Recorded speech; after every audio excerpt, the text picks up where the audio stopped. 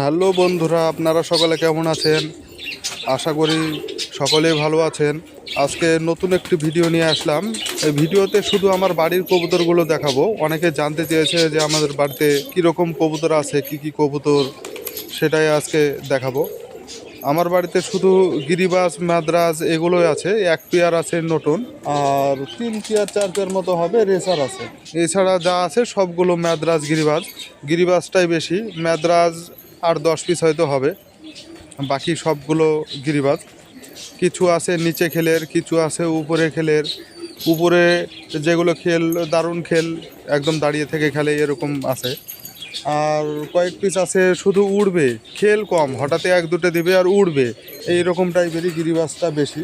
আর যেইগুলো বেশি খেল গরমা, সেগুলো বেশিরভাগই পাখা বাঁধা আছে, পাখা কাটা আছে।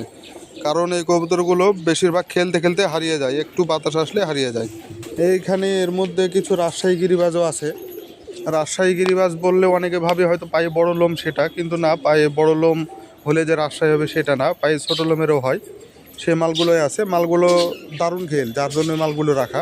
আর এই মালগুলো বড়গুলো বিক্রি করি, বাচ্চাগুলো বিক্রি করি। তো যদি আপনাদের কোনোটা পছন্দ হয়, কোনোটা যদি লাগে আপনাদের, তাহলে অবশ্যই কমেন্ট করে জানাবেন।